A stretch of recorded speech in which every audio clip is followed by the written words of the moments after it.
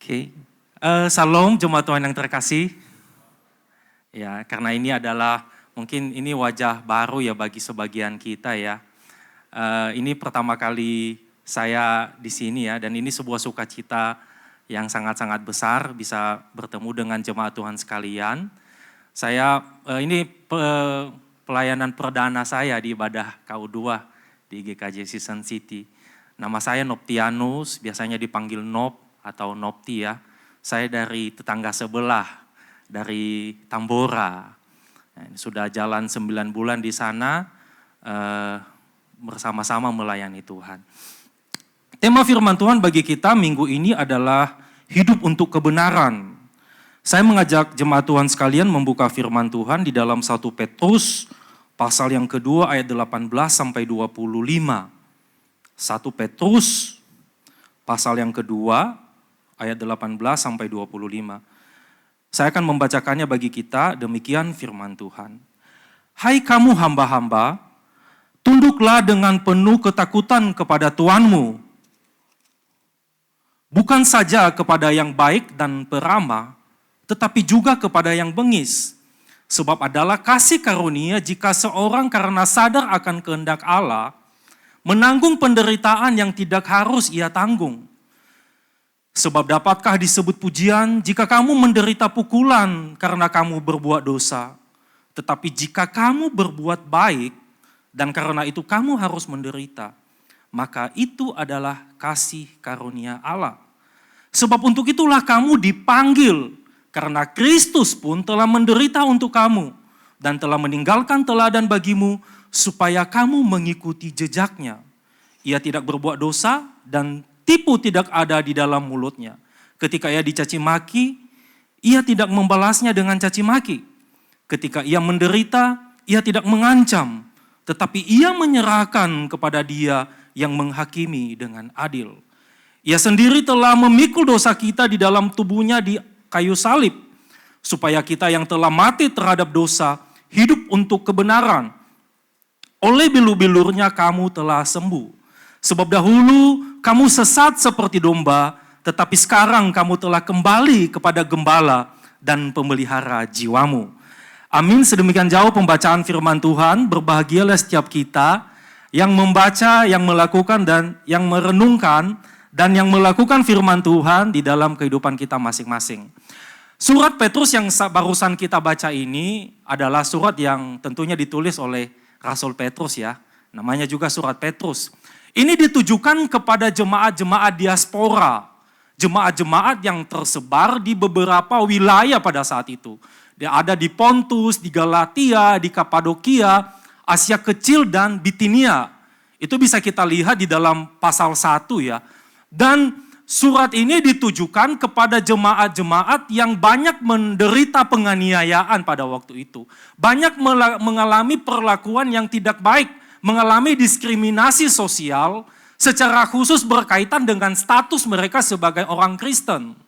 Karena kehidupan kekristenan mula-mula itu benar-benar dihimpit dari berbagai hal, dari berbagai sisi. Yang pertama dari saudara-saudara orang Yahudi. Karena bagi orang Yahudi, kekristenan itu adalah sekte sesat. Ya, karena kita tahu semua kan yang menyalibkan Tuhan Yesus itu adalah tokoh-tokoh agama Yahudi. Dan sampai pada masa ini mereka masih belum menerima kekristenan itu sebagai bagian dari rencana Allah atas umat perjanjian, atas keturunan Abraham. Mereka malah menganggap kalau kekristenan itu adalah pembelot dan itu adalah sekte sesat yang harus dimusnahkan sampai ke akar-akarnya. Sehingga orang-orang Kristen pada saat itu sebagian besar dianggap sebagai pengkhianat, dianggap sebagai anggota-anggota sekte sesat. Di sisi lain, di antara masyarakat Yunani, mereka ini orang kekristenan itu dianggap sebagai sebuah kebodohan. Karena orang-orang Yunani itu adalah orang-orang yang pintar. Banyak dari mereka itu yang adalah tokoh-tokoh filsuf terkenal. Mereka yang punya pengertian-pengertian yang besar tentang hikmat kehidupan. Dan ketika kekristenan mengajarkan tentang kehidupan setelah kematian, kebangkitan orang mati, mereka menertawakan kekristenan dan sehingga itu berdampak kepada jemaat. Orang-orang Kristen itu dianggap orang-orang aneh. Orang-orang yang melawan pengetahuan yang umum pada saat itu. Di sisi lain, bagi orang-orang Yunani, ini adalah ancaman bagi agama tradisional mereka. Karena kekristenan itu sampai hari ini sama kan bentuknya kan. Kekristenan itu adalah salah satu agama yang bermisi, yang berusaha untuk menyebarkan ajarannya, memenangkan sekian banyak orang. Dan ini ancaman bagi orang-orang Yunani sehingga mereka berusaha menghalangi perkembangan kekristenan. Dan bagi pemerintah Roma sendiri yang pada saat itu menguasai Israel dan juga kerajaan-kerajaan di sekitar sana, kekristenan itu adalah ancaman bagi stabilitas sosial dan politik. Ya, dianggap kalau kekristenan ini bisa menciptakan kegaduhan, bisa menciptakan keributan, dan itu bisa mempengaruhi penilaian kasar terhadap pejabat-pejabat setempat. Sehingga orang-orang Kristen pada saat itu benar-benar dipersulit hidupnya. Dan untuk itulah Rasul Petrus menuliskan surat ini. Untuk meneguhkan mereka, untuk menguatkan mereka senantiasa setia kepada kebenaran. Rasul Petrus kalau kita baca dari pasal yang pertama ya, itu Rasul Petrus menguraikan di situ tentang panggilan Allah atas umat pilihannya. Dan Rasul Petrus mengatakan bahwa situasi itu justru adalah ujian komitmen kesetiaan mereka terhadap Tuhan. Justru itu adalah kesempatan bagi mereka untuk menyatakan kesetiaan mereka kepada Tuhan. Ya, ini kesemuanya tentunya kita tahu ya, ini juga sampai hari ini sama sebenarnya ya. Penderitaan-penderitaan yang kita hadapi itu di satu sisi itu adalah kesempatan kita berpengalaman dengan Tuhan. Berpengalaman dengan mujizatnya, berpengalaman dengan pertolongannya. Mungkin ada di antara kita dulu yang mempertanyakan, mujizat itu masih ada nggak ya sampai hari ini? Dan kemudian Tuhan mengizinkan kita melewati kesulitan, dan melalui kesulitan itu kita diteguhkan, oh ternyata masih ada. Buktinya saya mengalami Tuhan, buktinya saya mengalami pertolongan Tuhan. Dan di sisi lain, itu juga adalah kesempatan bagi jemaat-jemaat itu untuk menyaksikan kebaikan Tuhan, menyaksikan kebenaran. Makanya di dalam pasal yang sama, pasal yang kedua ini, di dalam ayat yang ke-12, Rasul Petrus mengatakan menasihati jemaat itu untuk hidup di dalam kebenaran di tengah-tengah kondisi yang sulit itu. Sehingga ketika orang-orang yang di luar Yahudi atau orang-orang yang di luar dari kekristenan mencela mereka, mereka bisa melihat dari perbuatan perbuatan jemaat Tuhan pada saat itu ya. Nah, jemaat Tuhan yang terkasih, ya sebagai jajahan pemerintah Roma yang pada saat itu ya, orang-orang dari keturunan Yahudi jarang sekali ada di dalam posisi-posisi strategis pemerintahan. Ya, kebanyakan mereka menjadi masyarakat kelas 2, bahkan bekerja sebagai hamba, sebagai budak. Itulah yang dimaksud oleh Rasul Petrus di dalam ayat yang ke-18 tadi. Hai hamba-hamba. Ini mengacu kepada mereka. Ya kata Yunani yang digunakan di situ ya, ketakutan itu benar-benar phobos. Karena ini relasi antara hamba dan Tuhan. Rasul Petrus mengatakan seorang hamba itu harus takut kepada tuannya. Ya benar-benar benar-benar menaati tuannya itu, ya ini berkaitan dengan dedikasi ya, dengan dedikasi loyalitas, agar itu boleh menjadi kesaksian hidup. Kenapa? Karena memang kesaksian hidup itu berkaitan langsung sebenarnya dengan tujuan pemanggilan kita, tujuan kita dipilih oleh Tuhan. Di dalam satu kesempatan ada seseorang jemaat yang bertanya kepada saya.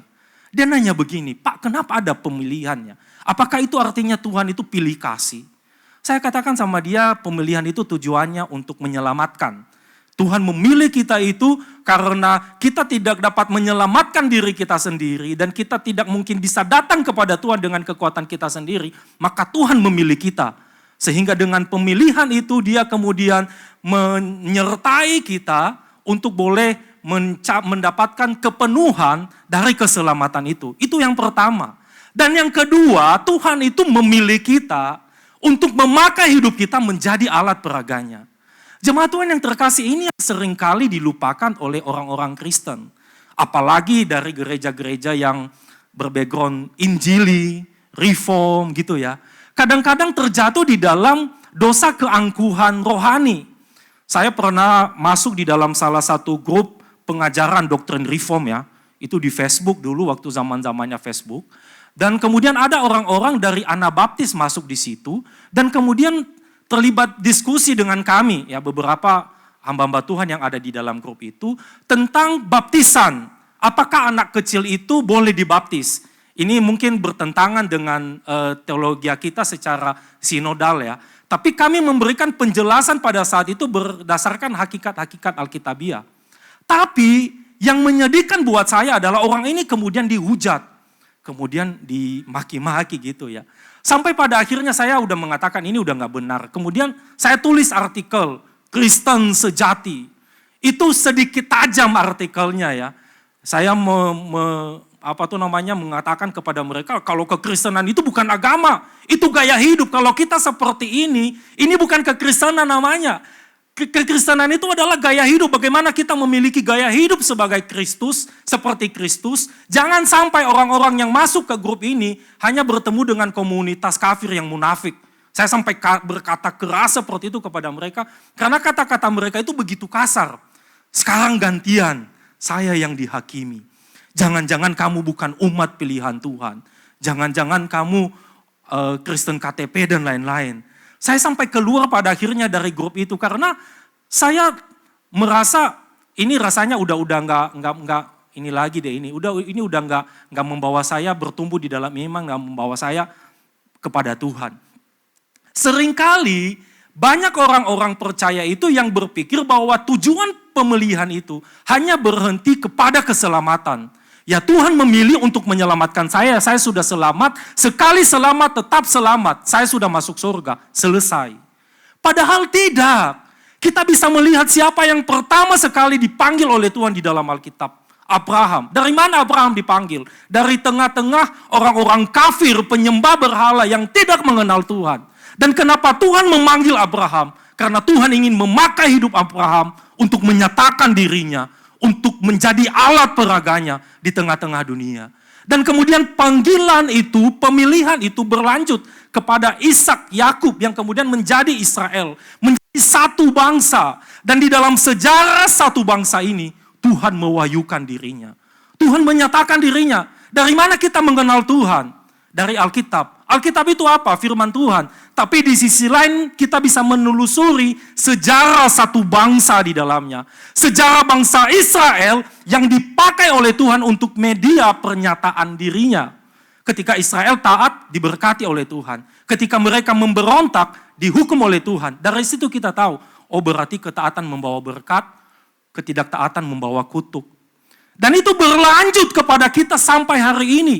Tuhan juga memanggil kita, Tuhan memilih kita, betul untuk menyelamatkan kita. Tapi hal yang lain ini yang tidak boleh kita lupakan. Bahwa Tuhan ingin memakai hidup kita menjadi alat peraganya di tengah-tengah dunia.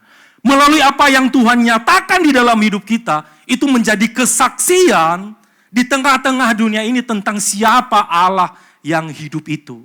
Inilah mengapa kesaksian hidup itu sangat-sangat penting. Sangat-sangat penting kesaksian hidup kita. Karena itu berkaitan dengan tujuan kita dipanggil oleh Tuhan. Ketika kita bicara tentang Injil, tentang kabar baik. Ini pun sama. Injil itu adalah kabar baik. Jika kita ingin orang-orang boleh mengenal kabar baik, percaya kepada Injil itu, maka hidup kita harus terlebih dahulu menjadi kabar baik bagi orang-orang yang ada di sekeliling kita. Ada amin Bapak Ibu? Amin ya. Seharusnya demikian. Ketika kita benar-benar hidup kita sudah menjadi kabar baik, sudah menjadi sebuah kesaksian yang indah bagi mereka, maka omongan kita itu, kata-kata kita itu hanya akan menjadi pelengkap saja. Mereka sudah terlebih dahulu kagum, mereka sudah mulai penasaran dengan Kristus oleh karena kehidupan kita. Dan Rasul Petrus mengatakan bahwa di dalam kesetiaan terhadap panggilan Tuhan inilah jemaat itu harus benar-benar mendedikasikan hidupnya. Sekalipun mengalami penderitaan oleh karena kesetiaan terhadap kebenaran. Ya makanya kalau kita lihat nanti di dalam ayat yang ke-20 di situ dikatakan kan kalau penderitaan yang dimaksud itu adalah penderitaan karena berbuat baik, penderitaan karena setia kepada kebenaran. Bagi seorang umat pilihan Allah yang sejati, nah ini penting sekali nih, hidup dalam kebenaran itu adalah harga mati. Ini sebenarnya yang menentukan kita umat pilihan yang sejati atau tidak. Bagaimana kita menghidupi kebenaran Tuhan itu di dalam kehidupan kita. Nah, itulah yang dimaksud di dalam ayat yang ke-19. Sebab adalah kasih karunia. Kairos. Grace. Jika seorang, grace. Jika seorang karena sadar akan kehendak Allah, menanggung penderitaan yang tidak harus dia tanggung. Nah, frasa sadar akan kehendak Allah, itu di dalam bahasa Yunani, suneidesin theou. King James Version itu, suneidesis itu artinya hati nurani. Alkitab King James Version itu menerjemahkan conscience toward God. Hati nurani yang senantiasa tertuju kepada Allah. Jadi maksud Rasul Petrus adalah, berbahagialah seseorang yang hidup di dalam kebenaran karena hatinya itu senantiasa tertuju kepada Tuhan. Dan oleh karena kesetiaan itu dia harus menanggung penderitaan. Ini berbicara tentang kehidupan yang teosentris. Kehidupan yang senantiasa berpusat kepada Tuhan. Hati nurani yang senantiasa melekat kepada Tuhan. Ini yang tidak boleh kita lupakan sebagai orang-orang percaya, kita harus memiliki hati nurani yang hidup. Hati nurani yang selalu melekat kepada Tuhan. Di dalam satu kesadaran, kita senantiasa sadar bahwa kita itu berada di hadapan Tuhan. Jemaat Tuhan yang terkasih, saya yakin ini bukanlah hal yang mudah ya. Seringkali banyak sekali tantangan bagi kita untuk setia kepada Tuhan. Tetapi jika kita senantiasa memandang kepada Tuhan, itu akan menolong kita untuk bisa melakukan kebenaran ini. Saya ingat di dalam satu kesempatan ya, persiapan Natal di gereja tempat saya pelayanan dulu. Kami lagi latihan malamnya itu ya, karena besoknya ini sudah mau ibadah. Tiba-tiba ada seorang rekan datang. Dia dari sana itu udah langsung marah-marah. Dan marahnya itu ke saya lagi. Saya bingung, kok dia marah-marah ke saya ya? Kenapa? Hanya gara-gara masalah penataan kursi. Tapi marahnya itu waktu itu benar-benar di luar batas. Saya merasa saya dipermalukan di depan umum. Apa-apaan sih? Kenapa sih nggak ngomong setelah ini nanti? Apalagi setelah saya tahu itu hanya masalah susunan kursi. Dan itu sebenarnya di bagian perlengkapan dan si ibadah. Dan saya tidak termasuk di dalam kepanitiaan kebetulan pada saat itu. Sehingga itu membuat saya semakin sakit hati. Kemudian ya sudah, saya diam saja, saya tidak mau bertengkar dengan dia di depan-depan umum. Dan kemudian besok ketika saya memimpin ibadah, awalnya itu semuanya berjalan baik-baik saja. Tapi masalahnya terjadi ketika masuk di dalam liturgi pengakuan dosa. Doa pengakuan dosa. Waduh, doa pengakuan dosa gimana nih? Saya masih ada dendam nih, masih ada sakit hati nih sama orang. Saya kemudian bergumul di situ ya, namanya hamba Tuhan ya. Kadang-kadang ya mikirnya ya gimana ini gitu loh, apalagi itu kan di hadapan Tuhan ya, di dalam pelayanan berkaitan dengan panggilan. Kemudian saya masih bergumul. Akhirnya apa yang saya lakukan? Saya nggak pimpin doa dulu. Saya katakan kepada jemaat Tuhan, saya berikan waktu untuk berdoa secara pribadi kepada Tuhan. Mengaku dosa secara pribadi kepada Tuhan. Sementara saya bergumul. Saya katakan, Tuhan, gimana ini? Kemudian ada dorongan dari hati nurani, ampuni. Kemudian saya mau mengampuni, tapi kemudian saya merasa sakit gitu loh. Saya merasa enggak bisa Tuhan. Rasanya mengampuni itu lebih sakit daripada ketika disakiti. Kemudian akhirnya saya masih bergumul di situ, dan terus mengatakan kepada Tuhan, enggak bisa Tuhan, sakit. Tiba-tiba Tuhan itu berbicara di dalam hati nurani saya. Aku pun sakit ketika mengampuni engkau. Wow! Itu kayak kena sambaran petir gitu loh. Iya Tuhan. Kalau seandainya di salib itu engkau mengatakan sakit, dan engkau turun dari salib, saya nggak tahu apa jadinya saya sekarang. Saya ingat kemudian di dalam, di dalam waktu itu saya ingat satu momen ketika saya nonton film The Passion of the Christ itu ya. Ketika Tuhan Yesus itu benar-benar pengalaman nyata dan saya ingat itu pada momen itu. Saya lagi nonton film The Passion of the Christ dan Tuhan Yesus itu dipaku, kemudian dia mengeluarkan keringat darah gitu yang mengeluarkan peluh. Dan tiba-tiba suara Tuhan itu dari suara hati nurani saya itu berkata, peluh itu untuk engkau, teriakan itu untuk engkau. Saya mengingat semua itu dan saya jadi hancur di hadapan Tuhan. Dan saya mau katakan, ya Tuhan, jika engkau sendiri mau sakit untuk mengampuni saya, kenapa saya tidak mau mengampuni? Jemaat Tuhan yang terkasih, jika kita memiliki kehidupan yang senantiasa berpusat kepada Tuhan, kita itu akan menolong kita untuk hidup setia di hadapan Tuhan. Tatkala kita mungkin kesulitan untuk melakukan kebenaran itu, maka pandanglah kepada Tuhan. Karena Kristus itu sudah datang kepada kita untuk menjadi teladan yang nyata bagi kita. Dan inilah poin yang kedua dari firman Tuhan yang kita renungkan hari ini, meneladani Kristus.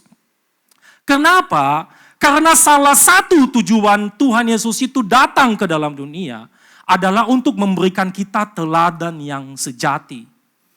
Karena semua tokoh-tokoh sebelum Kristus, dimulai dari Adam yang pertama, itu semuanya sudah gagal di hadapan Tuhan. Tidak ada satupun yang bisa menjadi satu figur di mana itu bisa kita teladani sebagai teladan kebenaran. Contohnya ketika Tuhan berkata, hiduplah di dalam kekudusan. Maka setiap orang itu masih bisa bertanya, seperti siapa Tuhan? Seperti Abraham. Abraham pun itu jatuh di dalam dosa loh. Dia berbohong soal istrinya dan kemudian dia ikut berperang. Daud itu orang yang pernah jatuh di dalam dosa seksual. Kemudian Musa itu dicegat oleh Tuhan untuk masuk ke dalam tanah perjanjian. Banyak tokoh-tokoh Alkitab yang banyak sekali tokoh-tokoh Alkitab yang tangannya itu berlumuran darah. Ya mereka-mereka yang ikut berperang. Sehingga setiap orang masih bertanya seperti siapa. Kemudian itulah kenapa Kristus datang ke dalam dunia untuk memberikan kita satu teladan yang sejati. Itu juga tadi yang kita baca di dalam nats ini ya, jika kita perhatikan mulai dari ayat yang ke-21 ya, sampai ayat yang ke-23. Di situ Rasul Petrus menjelaskan tentang penderitaan Kristus. Bagaimana Kristus itu dia tidak melakukan dosa, tetapi dia harus menderita. Tetapi Kristus itu tidak marah dengan penderitaan itu, tidak bersungut-sungut. Dia tetap setia menderita kepada kebenaran. Dan seharusnya kita sebagai umat Tuhan, kita sebagai anak-anak Tuhan, kita juga meneladani Kristus. Kita meneladani kerendahan hatinya. Kita meneladani ketulusannya. Karena kita adalah anak-anaknya, karena kita adalah miliknya, maka kita harus meneladani dia. Jemaat Tuhan yang terkasih, hal yang ketiga, berkaitan dengan kesetiaan. Ya. Di samping kita meneladani Kristus, kita juga harus setia. Dan di sini Rasul Petrus itu memberikan contoh yang sangat baik sekali ya. Dia memakai contoh kesetiaan Kristus terhadap kebenaran. Kesetiaan Kristus untuk menderita sekalipun di tengah-tengah kondisi yang sangat sulit pun. Rasul Petrus mengatakan bahwa penderitaan Kristus itu kemudian membawa kita kepada kemuliaan. Dan seharusnya sebagai umat Tuhan, kita juga harus setia kepada kebenaran sampai kemuliaan Tuhan itu terpancar di dalam kehidupan kita. Ya mungkin saja ya di dalam untuk sementara waktu, mungkin sebagai minoritas misalnya, atau di dalam banyak hal lah kita harus menderita karena kita setia kepada kebenaran. Tetapi kita harus bersabar, kita harus tetap setia, kita harus menunggu sampai kemudian Tuhan menyatakan kemuliaannya di dalam kehidupan kita. Banyak sekali jemaat-jemaat Tuhan, orang-orang yang tertindas karena iman mereka kepada Tuhan. Tetapi ketika mereka setia, kehidupan mereka kemudian menjadi berkat bagi banyak orang. Menjadi inspirasi bagi banyak orang. Bahkan tidak terkecuali kaum martir yang rela mati oleh karena kesetiaan mereka kepada kebenaran. Itu kemudian boleh memancarkan kemuliaan Tuhan di dalam kehidupan mereka. Sehingga sampai hari ini mereka boleh menjadi inspirasi bagi kita. Saya akan ini adalah 3 hal tadi ya, 3 hal yang menjadi poin-poin di dalam tema kita hari ini. Jika kita ingin hidup untuk kebenaran, kita harus hidup berpusat kepada Tuhan. Yang kedua, kita harus meneladani Kristus. Dan yang ketiga, kita harus setia kepada kebenaran. Saya akan mengakhiri khotbah saya pada hari ini dengan dua istilah yang sangat penting di dalam kekristenan, yaitu coram Deo dan coram hominibus. Coram Deo itu berbicara tentang kehidupan di hadapan Allah. Kita hidup di dalam dunia ini, kita hidup tepat di hadapan Tuhan.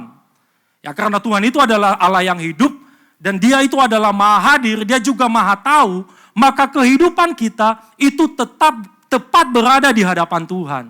Ini akan menolong kita untuk hidup, menjaga hidup kita. Karena kita tahu bahwa mata Tuhan itu lebih daripada CCTV ya, yang senantiasa mengawasi kehidupan kita. Ya, melihat apa yang ada di dalam hati kita, melihat perbuatan kita. Sehingga kita tidak akan main-main dengan hidup kita. Kita tidak akan main-main dengan status kekristenan kita. Karena kita sadar kita hidup di hadapan Tuhan. Dan ini tidak boleh hilang. Kesadaran akan kehadiran Allah di dalam hidup kita, itu tidak boleh hilang.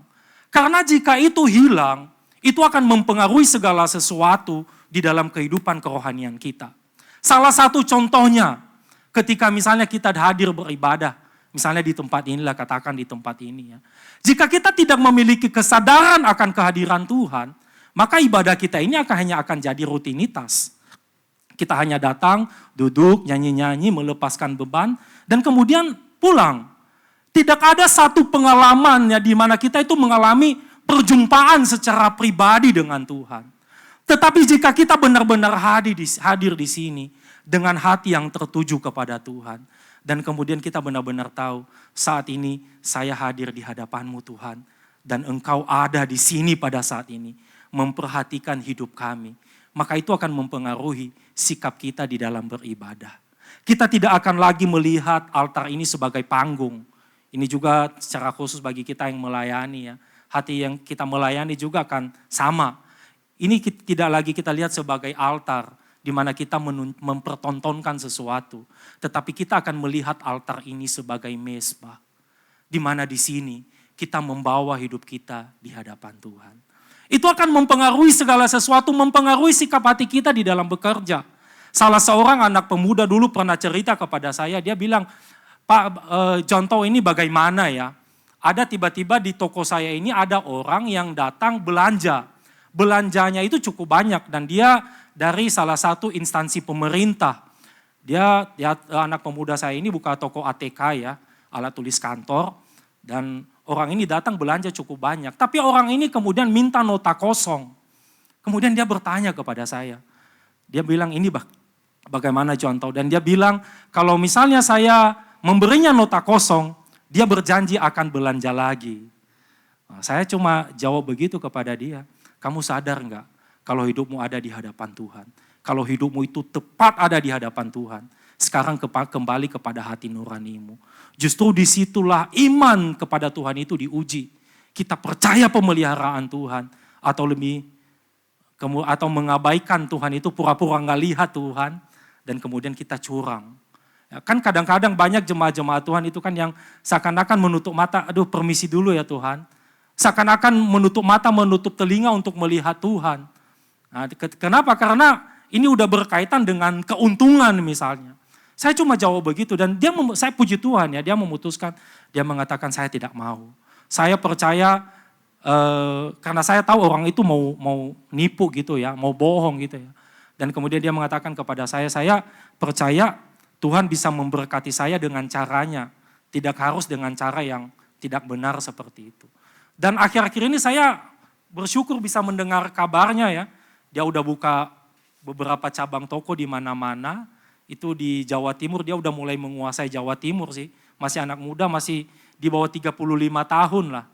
Dan kemarin ketika saya teleponan sama dia, saya tanya gimana.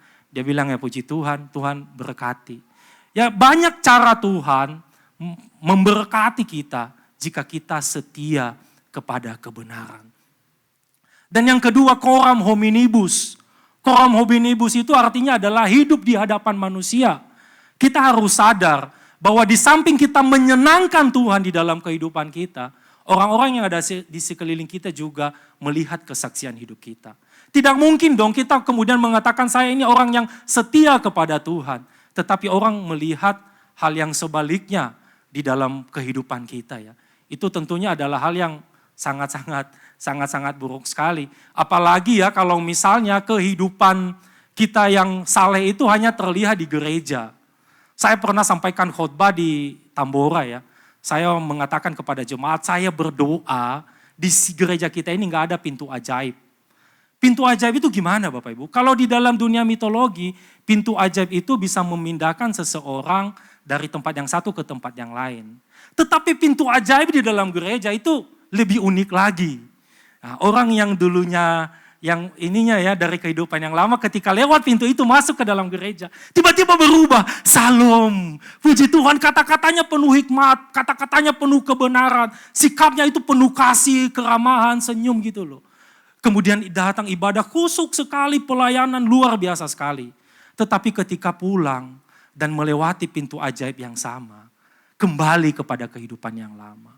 Itu adalah hal yang akan benar-benar mengecewakan. Itulah yang akan benar-benar menjadi batu sandungan di luar sana. Apalagi ketika mereka mendengar kita adalah anak-anak Tuhan yang melayani Tuhan di dalam gereja, tetapi di dalam pekerjaan kita curang, di luar kita kasar, di luar kita tidak hidup benar-benar menghidupi kebenaran itu, mereka akan menghujat kita, mereka akan mengatakan itu hanya kehidupan yang penuh dengan kepalsuan. Dan kadang-kadang itu berdampak terhadap sikap mereka kepada Tuhan. Mereka menganggap orang Kristen itu lebih buruk ternyata. Jemaat yang dikasihi Tuhan, hidup di dalam kebenaran, itu adalah panggilan kita. Untuk itulah Tuhan memanggil kita, agar kita hidup di dalam kebenaran. Dan tujuan akhir kehidupan di dalam kebenaran, kehidupan untuk kebenaran, itu adalah kehidupan yang penuh dengan kebebasan, kehidupan yang penuh dengan kemerdekaan. Jika kita hidup di dalam kebenaran, kita benar-benar akan hidup di dalam kemerdekaan. Kenapa hati nurani kita ini benar-benar bebas di hadapan Tuhan. Biarlah firman Tuhan ini boleh menjadi berkat bagi kita semua. Mari kita tundukkan kepala, kita berdoa. Bapa di dalam surga, kami mengucap syukur untuk kebenaran firman-Mu pada siang hari ini. Terima kasih Tuhan untuk anugerah-Mu. Terima kasih karena Engkau telah memberikan kami teladan nyata dan memanggil kami untuk menjadi saksi-saksi kebenaran Tuhan. Biarlah kami menyadari panggilan ini. Ketika kami hidup, kami sadar bahwa kami hidup untuk kebenaran. Dan untuk itulah Tuhan memanggil kami. Karena Tuhan hendak memakai hidup kami untuk menjadi alat kemuliaan-Mu di tengah-tengah dunia yang belum mengenal Engkau. Meteraikan kebenaran-Mu ini di dalam hati dan pikiran kami. Berkati agar berakar, bertumbuh dan berbuah untuk hormat kemuliaan bagi nama-Mu. Demi nama Tuhan Yesus kami berdoa. Amin.